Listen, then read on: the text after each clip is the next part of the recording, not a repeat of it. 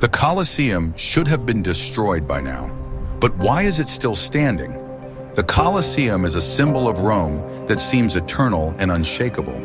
But this unshakability is only an illusion, the result of a titanic struggle by engineers, restorers, and the stone itself against the laws of physics and the inexorable passage of time. Initially, it was not supposed to last even half of its lifespan. Why? We will find out now. This story is not about gladiators and spectacles, but about the invisible war for the survival of the building itself. We will look under the arena and inside the walls to understand what design errors nearly led to disaster and what ingenious solutions saved the Colosseum from complete destruction. Watch the video to the end, and you will learn what engineering miscalculations made during construction turned the Colosseum into a perpetual patient of architectural restoration.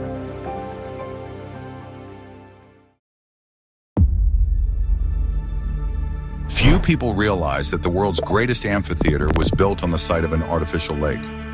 Emperor Vespasian decided to build the Colosseum at the bottom of a drained reservoir that was part of Nero's Golden House. This decision was symbolic, but from an engineering point of view, it was extremely risky. Imagine that you are a modern architect and a client asks you to build a skyscraper at the bottom of a drained pond in a park. Any sane engineer today would refuse such a project or demand a huge investment in soil reinforcement. The Romans, however, took the risk, driven by political ambitions and a desire to erase the memory of the hated Nero. The soil at this site consisted of a soft and unstable layer of clay and silt.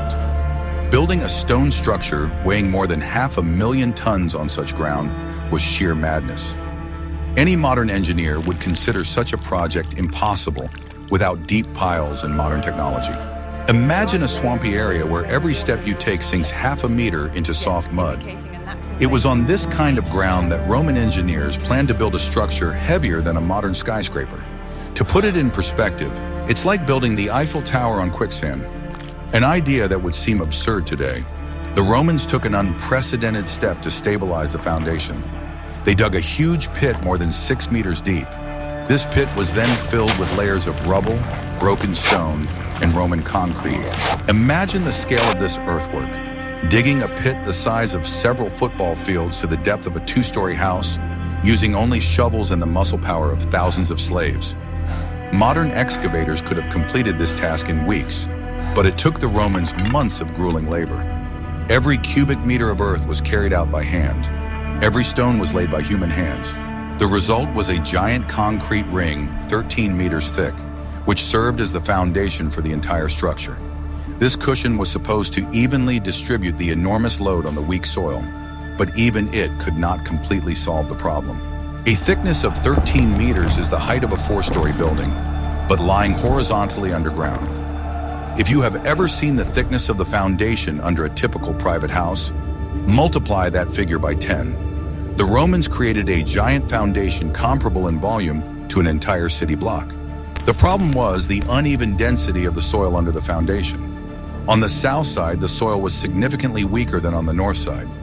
The engineers knew this, but the construction deadlines were tight.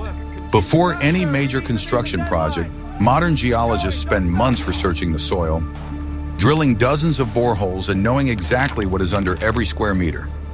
Roman engineers relied on experience and intuition, understanding the risk but unable to measure it accurately. Political pressure forced them to make compromises that modern science considers unacceptable. As a result, the southern part of the Colosseum was under greater pressure from the very beginning. Over time, this led to gradual subsidence and deformation of the structure. This is why the southern wall of the amphitheater suffered much more damage from earthquakes. Today, we can only see the northern half of the Colosseum's outer wall. The southern part collapsed as a result of the 1349 earthquake, precisely because it stood on weaker foundations. This initial compromise proved fatal for the amphitheater. If you were standing next to the Colosseum at the time of that earthquake, you would have seen half of one of humanity's greatest structures collapse.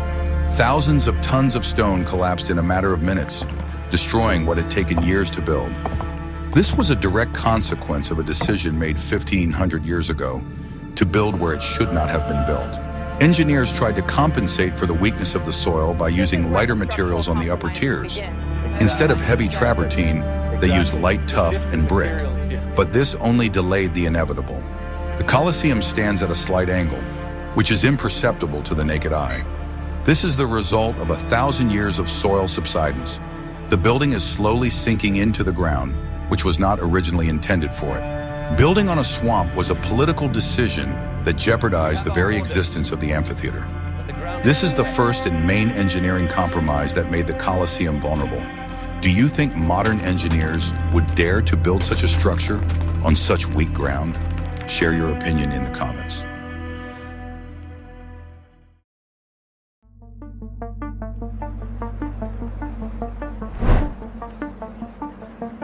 The Colosseum's survival would have been impossible without the unique materials used by Roman builders. They created a veritable cocktail of different types of stone and concrete, which was revolutionary at the time. Each material was selected for a specific task and place in the structure. Imagine that you are in charge of a modern construction project and must choose materials for a structure that will last 2,000 years. Today we have hundreds of high-tech materials, but the Romans achieved incredible durability using only a few types of stone and concrete of their own invention. Their approach to material selection was based on a deep understanding of the properties of each stone and the requirements of a specific part of the structure. Travertine became the basis for the outer wall and load-bearing arches. This durable and beautiful limestone was quarried in the city of Tibur, modern-day Tivoli. Travertine was a symbol of luxury and durability, but its delivery and processing required enormous resources. Each block of travertine weighed several tons and was processed by hand by master stonecutters. If today marble and granite are considered elite materials, in ancient Rome, travertine was an even more prestigious choice. Its creamy color and noble texture made the Colosseum not just a functional structure, but a work of art. For internal structures that were not subject to such loads, lighter and cheaper volcanic tuff was used. This stone was porous and light, which reduced the overall weight of the building. It was the combination of heavy travertine and light tuff that was one of the keys to stability. Tuff was extracted from ancient volcanic deposits in the vicinity of Rome, and its porous structure made it ideal for those parts of the building where weight savings were more important than maximum strength. Roman engineers intuitively understood the principles that modern science formulates as weight and strength optimization. They created a gradient structure where each material was used where its properties were best. But the real marvel of Roman engineering was concrete, known as opus caementitium. Roman concrete consisted of lime, volcanic ash, pozzolan, and crushed stone. This material did not simply harden, but underwent a chemical reaction, forming a monolithic structure that only became stronger over time. Unlike modern concrete, which reaches its maximum strength in 28 days, Roman concrete continued to harden for centuries.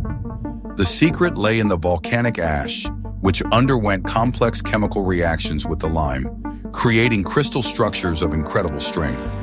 Modern scientists are still studying the composition of Roman concrete in an attempt to reproduce its unique properties. The giant arches and ceilings supporting the Colosseum's stands are made of concrete. This material made it possible to create complex curved shapes that would have been impossible using only stone. Concrete structures proved to be so strong that they withstood numerous earthquakes. Another secret was the use of brick. The Romans used fired brick not only as a decorative element, but also as part of load-bearing structures. Brickwork was often used as formwork for concrete arches, remaining part of the wall and giving it additional strength. The stone blocks of the Colosseum were held together not with mortar, but with huge iron clamps. A total of about 300 tons of iron was used. In the Middle Ages, these clamps became the object of hunting, which caused enormous damage to the building. Imagine a medieval treasure hunter who sees the walls of the Colosseum not as an architectural monument, but as a source of valuable metal. Each iron bracket weighed several kilograms and was worth a lot of money at a time when iron was valued as highly as gold. These people literally dismantled the Colosseum piece by piece for scrap metal, not realizing that they were destroying a masterpiece of engineering. Metal hunters broke the brackets out of the walls, leaving gaping holes. This weakened the masonry and accelerated the destruction of many parts of the amphitheater. Traces of these broken brackets are still clearly visible on the walls of the Colosseum today. Different materials were used on different levels. The higher the tier, the lighter the materials. This reduced the load on the foundation and load-bearing arches. This differentiated approach to the choice of materials demonstrates the highest level of engineering thought. The Romans understood the properties of each stone and used them to maximum effect. But how did they deliver hundreds of thousands of tons of stone to the center of Rome? This will be discussed in the next chapter.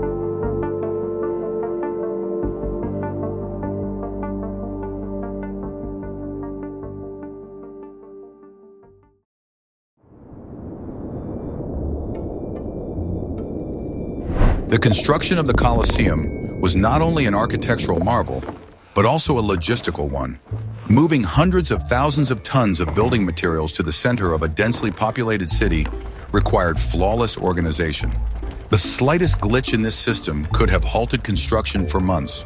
The main problem was transporting travertine from the quarries in Tibur, located 20 kilometers from Rome. More than 100,000 cubic meters of this stone were required. A separate road with a smooth surface was built specifically for this purpose. Heavy stone blocks weighing up to several tons were transported on huge wooden carts. Dozens of pairs of oxen were harnessed to these carts. The movement of such caravans was slow and required the coordination of hundreds of people. The road was designed to avoid steep ascents and descents. It ran along the flattest terrain possible, skirting hills and crossing rivers via specially constructed bridges. Remnants of this road have survived to this day. Giant cranes worked at the construction site itself. These cranes were powered by the muscle power of people who walked inside a large wheel like squirrels. With the help of such mechanisms, blocks were lifted to a height of up to 50 meters. A huge amount of lime, sand, and water was required to make concrete and mortar. Lime was burned in kilns on site, and sand was delivered from nearby quarries. Water was supplied through a specially designated aqueduct. Brick production was also organized on an industrial scale. Dozens of brick factories operated in the vicinity of Rome, supplying products to the construction site around the clock. Each brick was stamped with the workshop's mark, which allowed for quality control. Iron staples for fastening the blocks were forged in smithies located near the construction site. The metal was delivered from mines throughout Italy. The precision of the staples manufacture was critical to the strength of the masonry. This entire complex supply system worked as a single mechanism. Behind it were thousands of people: engineers, logisticians, workers, and cattle drivers. Managing such a project required talent and iron discipline. Surprisingly, this enormous amount of work was completed in less than 10 years. Such speed was achieved thanks to the clear organization and standardization of all processes. It was true imperial logistics in action.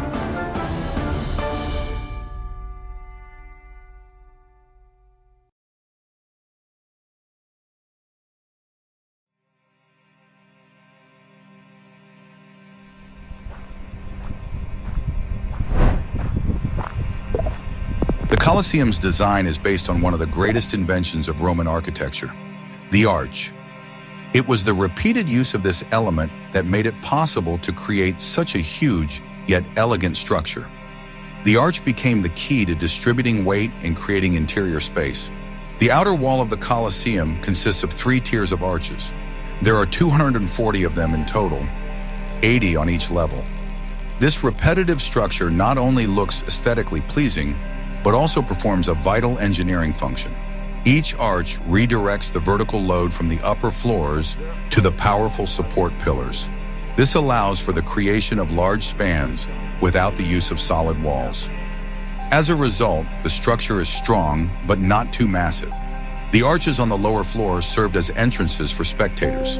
Through them, tens of thousands of people could quickly and orderly enter the amphitheater. The system of entrances and exits was so well thought out that the Colosseum could be filled or emptied in just 15-20 minutes. The internal corridors and galleries of the Colosseum are covered with concrete vaults. A vault is, in essence, an arch stretched out in space. The Romans used 2 main types of vaults, cylindrical and cross. Cylindrical vaults covered the long corridors running along the perimeter of the building. Cross vaults, formed by the intersection of two cylindrical vaults, were used at the intersections of the galleries. This system created a strong and fire-resistant frame. The spectator stands were supported by a complex system of radial and ring walls. The space between these walls was also covered with concrete arches. The result was a honeycomb-like structure that was extremely strong. The arches and vaults not only distributed the weight, but also saved materials.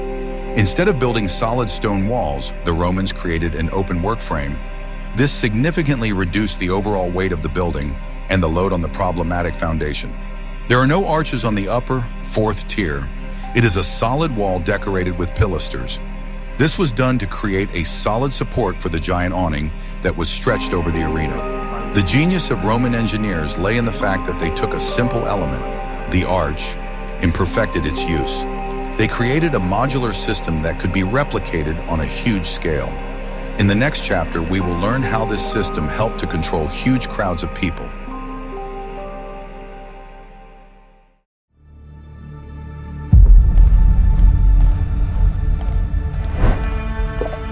The Colosseum was designed to accommodate 50,000 to 80,000 spectators at a time. Managing such a large number of people was a daunting task. Roman engineers created a system of entrances, stairways, and corridors that is still considered a model of efficiency. Imagine a modern concert or football match where 80,000 people have to enter the stadium at the same time and find their seats without crowding or chaos. Even today, with our crowd control technologies and electronic systems, this remains a serious problem that requires careful planning. The Romans solved this problem almost 2,000 years ago, using only architectural solutions and logistical genius. The scale of the task becomes clearer when you imagine that the population of an entire modern city had to fill a single building in a short period of time. This is more than many modern stadiums can accommodate and is comparable to the largest sports arenas in the world. At the same time, the Romans had no loudspeakers for announcements, no electronic scoreboards, and not even artificial lighting for the dark corridors. The entrance to the amphitheater was through 76 arches designed for the public. Each arch and the corresponding section of the stands had its own number. These numbers were carved above the entrances and helped spectators find their seats. Imagine yourself as a Roman citizen going to the Colosseum for the first time. In front of you is a huge building with dozens of identical arches, and the only clue is the number carved in stone above the entrance. To modern people, accustomed to bright signs and color-coded navigation, such a system might seem primitive. However, for its time, it was a revolutionary concept of organized entry that worked flawlessly. Tickets were clay or bone tokens with the entrance number, tier, and sector indicated on them. This system prevented chaos and crowding. Every spectator knew exactly where to go. Imagine that instead of the usual paper or electronic ticket, you have a small piece of fired clay or bone with engraved numbers in your pocket. This simple object contained all the information necessary to navigate the complex maze of corridors and passageways. The system was so well thought out that even an illiterate person could easily find their place by simply comparing the symbols on the ticket with the numbers above the entrances. Inside the amphitheater was a complex network of circular and radial corridors. Circular galleries ran along the perimeter of each tier. Radial corridors led from the outer arches to the stands. If you look at the plan of the Colosseum from above, you can see a structure resembling a spider's web or a wheel with spokes. Each corridor had its own specific function in the overall system of circulating human traffic. Modern architects still study this layout as a model of effective space organization for mass events. The staircases were designed so that the flows of people going to different tiers did not intersect. This was achieved by separating the staircases in corridors. The system was intuitive and effective. Modern shopping malls and airports spend millions of dollars on navigation and visitor flow management systems. But the Romans achieved this solely through architectural means. If you were in the Colosseum, you would intuitively understand where to go, even if you couldn't read Latin numerals. The architecture itself guided the movement of people, making complex navigation simple and natural. The passages leading from the inner corridors to the stands were called vomitoria. This name comes from the Latin word meaning to vomit. Through these passages, the crowd of spectators quickly vomited into their seats. There were more than 60 vomitoria in the Colosseum. They were evenly distributed around the entire perimeter. Thanks to this, spectators could take their seats or leave the amphitheater in a matter of minutes. Imagine a modern evacuation from a large building. Even with warning systems and trained personnel, it can take tens of minutes and is often accompanied by panic. The Roman system allowed 80,000 people to leave the building faster than visitors to a modern shopping center. This was achieved purely through engineering solutions, without the use of any technical means. Social stratification was reflected in the architecture. The lower tiers, intended for senators and nobility, had separate entrances and wider aisles. The upper tiers for commoners were more cramped. If you were a Roman senator, you would enter the amphitheater through richly decorated marble portals, along wide corridors to comfortable seats near the arena itself. A simple plebeian would climb narrow stairs to the upper tiers, from where the gladiators looked like tiny figures. The architecture of the Colosseum was not merely functional, it served as a powerful tool for demonstrating social hierarchy. Safety was also well thought out. Wide corridors and numerous exits allowed for rapid evacuation in case of fire or panic. The system was so effective that its principles are used in the design of modern stadiums. The internal logic of movement was flawless. There were no dead ends or bottlenecks where crowding could occur. All flows were clearly separated and directed. This crowd control system was no less an engineering achievement than the arches and vaults themselves. It demonstrates how deeply the Romans understood not only construction, but also social engineering.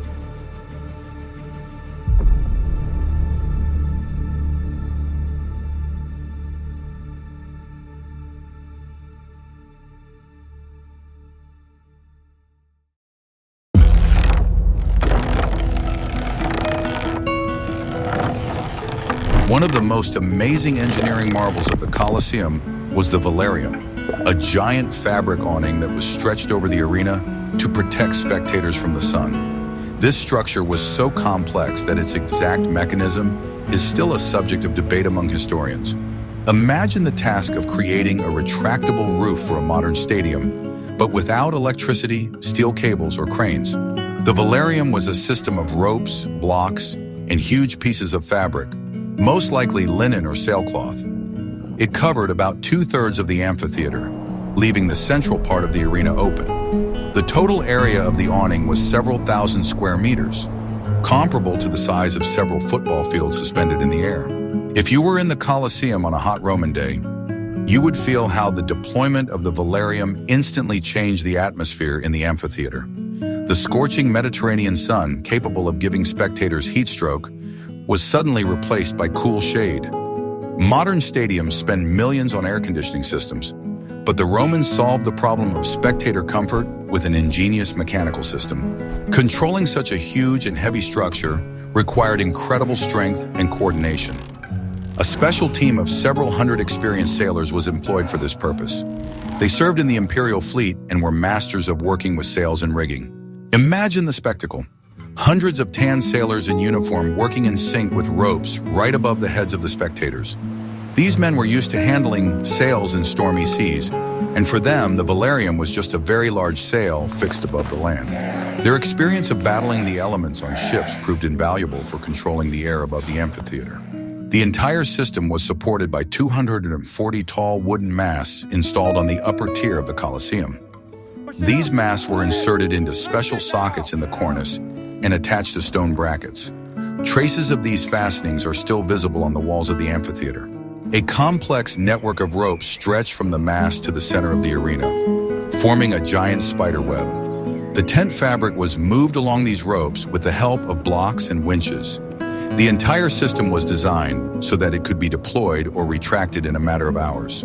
The engineering precision of this system is still impressive today.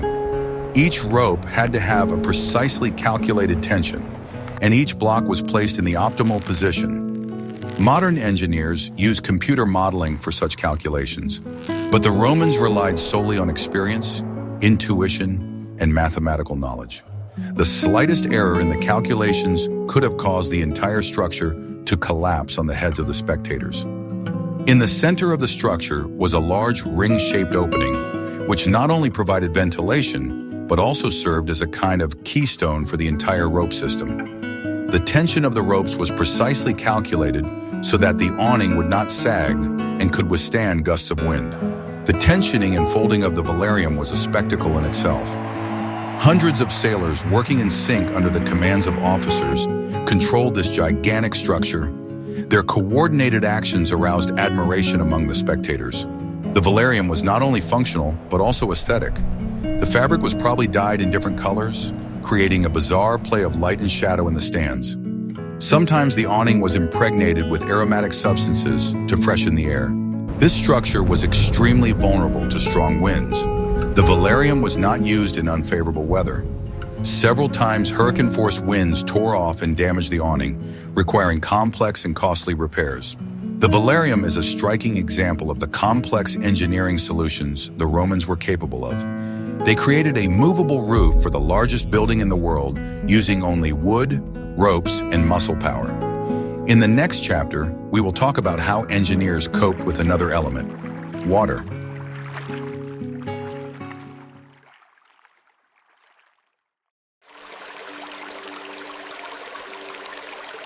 Water played a dual role in the life of the Colosseum. On the one hand, it was necessary for the functioning of the amphitheater and for hygiene. On the other hand, the constant threat from groundwater required the creation of a complex and effective drainage system. Since the Colosseum was built on the site of a drained lake, the problem of groundwater was very acute. To prevent the foundation from being washed away, engineers created an extensive network of underground channels. These channels collected excess water and drained it into the main city sewer, the Cloaca Maxima. Imagine the modern situation. You decide to build a house in a low-lying area that used to be a swamp, and every spring groundwater floods the basement. The Romans faced the same problem, but on the scale of a gigantic public building. Any error in the drainage system calculations could lead to flooding of the underground rooms and destruction of the foundation. The drainage system ran under the entire area of the arena and stands. It consisted of brick and stone channels of various diameters. The system was designed with precise slope calculations so that water would flow away by gravity. The channels were large enough to be inspected and cleaned. There were special inspection hatches for this purpose. Regular maintenance of the drainage system was critical to the longevity of the building. If you went down into these underground channels, you would see a real underground city of ancient plumbers and engineers. Workers with torches regularly walked through these tunnels, clearing them of debris and sediment. Imagine working in complete darkness, knee-deep in water, where the slightest mistake could cause the tunnel to collapse. In addition to draining groundwater, the sewer system served to remove rainwater. The huge area of the stands and arena collected tons of water during rainstorms. Without effective drainage, the amphitheater would have turned into a giant swimming pool. Water was also supplied to the Colosseum through aqueducts. It was used for drinking fountains, which were installed on several tiers for the convenience of spectators. In addition, water was needed to clean the premises and stands after the shows. Imagine a modern sporting event where 80,000 people spend an entire day in a stadium without access to drinking water. The Romans understood the importance of hydrating spectators and created a water supply system that provided fresh water to every tier of the amphitheater. This was especially important on hot days when spectators could spend up to 8 hours in the sun. There is evidence that in its early days, the Colosseum arena could be flooded for naumachii, or naval battles. This was achieved using a complex system of sluices and channels that quickly filled and drained the arena. However, this practice was later abandoned. The construction of the hypogum, an underground complex beneath the arena, made it impossible to hold naumachii, but the water supply and drainage system continued to function. It became even more complex in order to serve the underground rooms. Water also posed a threat. Seeping through cracks in the concrete and masonry, it contributed to erosion. Freezing in winter, the water expanded and destroyed the stone from within. The battle against the destructive power of water continues today. Modern restorers use new technologies to waterproof and reinforce structures, but the principles laid down by Roman engineers still form the basis of the Colosseum's drainage system. Effective water flow management was one of the key factors that allowed the Colosseum to survive. The Romans managed to turn a potential threat into a working system that ensured the stability and functionality of this gigantic structure.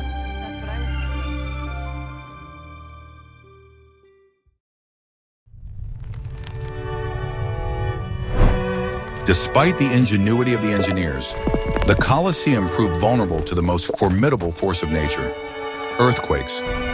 Rome's location in a seismically active zone made underground tremors the main cause of the amphitheater's destruction throughout its history.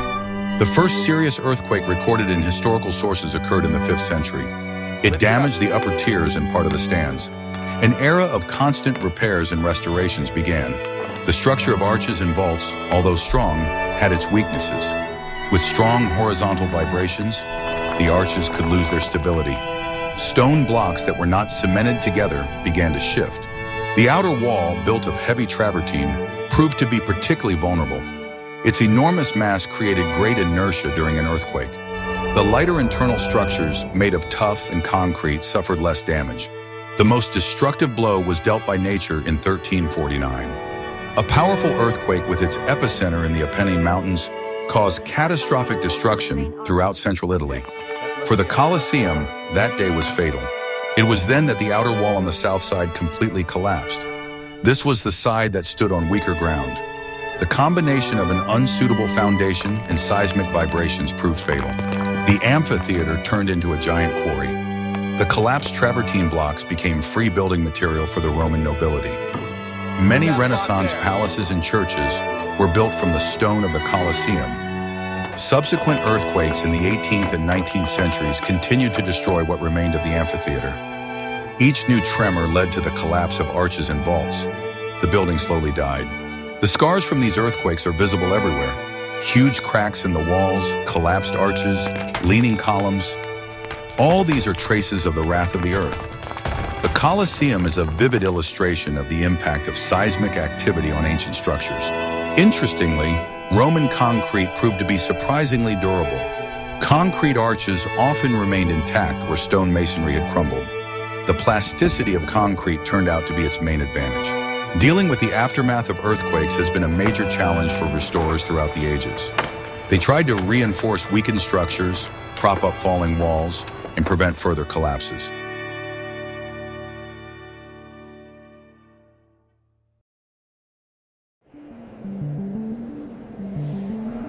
After the fall of the Roman Empire, the Colosseum lost its original purpose.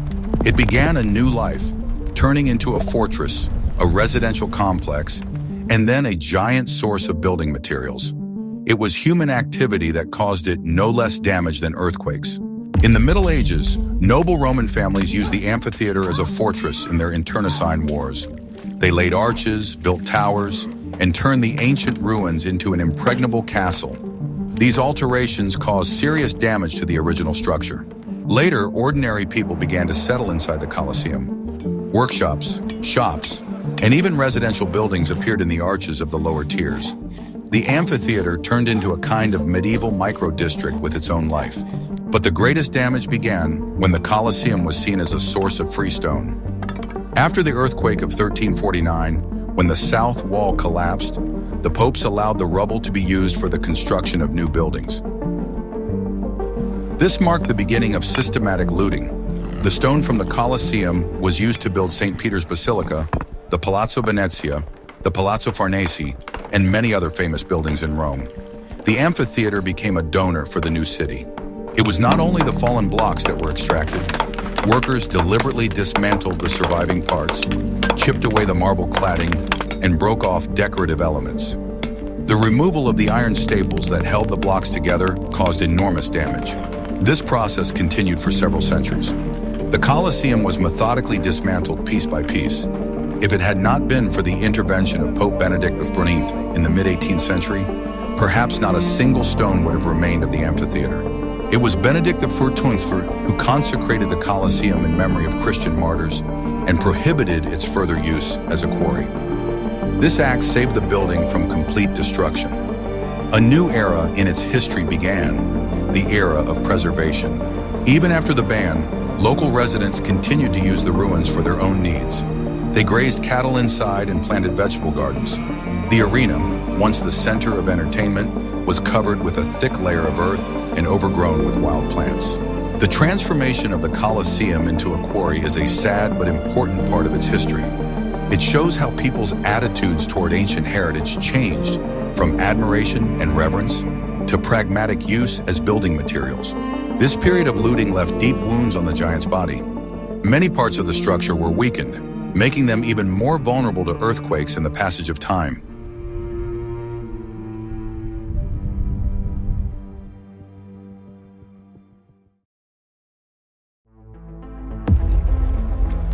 The end of the 18th century marked the beginning of a new chapter in the history of the Colosseum, the story of its salvation. Architects and engineers began the titanic work of conserving and strengthening what remained of the great amphitheater. The Colosseum became an eternal patient requiring constant care. The first major restoration work began in the early 19th century. Architects Raffaele Stern and Giuseppe Valadier faced the threat of collapse of the surviving parts of the outer wall. They made a bold decision. To prevent further destruction, giant brick buttresses or retaining walls were erected. These massive wedge-shaped structures propped up the edges of the ruins, stopping them from spreading.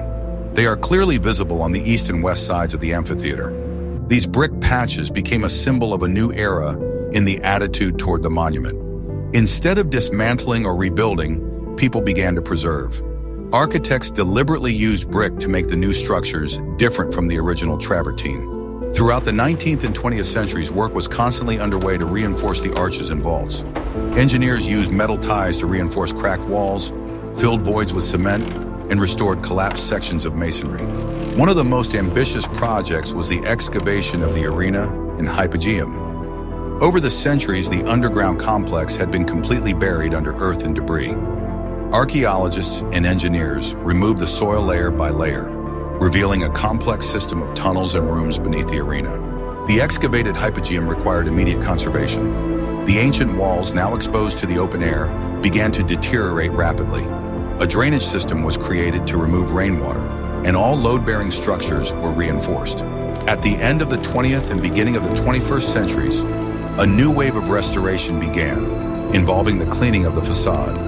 Over the centuries, the travertine had become covered with a thick layer of dirt and soot from urban smog. The cleaning was carried out using modern technologies such as low-pressure water spraying. During the cleaning, traces of ancient paint were discovered. It turned out that the Colosseum was not monochromatic white, as we used to think. Its statues and decorative elements were brightly painted. Today, the Colosseum is under constant surveillance. Special sensors monitor the slightest vibrations and deformations in the structure. Engineers constantly inspect the condition of the walls and arches, planning the necessary work. The fight for the Colosseum's survival never ends. It is a continuous process that requires enormous financial investment and the work of the best specialists. Each generation contributes to the preservation of this unique monument. We have completed our journey into the engineering world of the Colosseum. Today we have seen that behind its majestic facade lies a history of constant struggle against weak soil, the forces of nature, and the destructive activities of man. This amphitheater is not just ancient ruins, but a monument to human perseverance. The engineers of ancient Rome created a masterpiece, but made compromises that nearly proved fatal to it. Restorers of subsequent eras, like doctors, treated its wounds, applied patches, and kept it alive. The Colosseum survived not because of, but in spite of its history.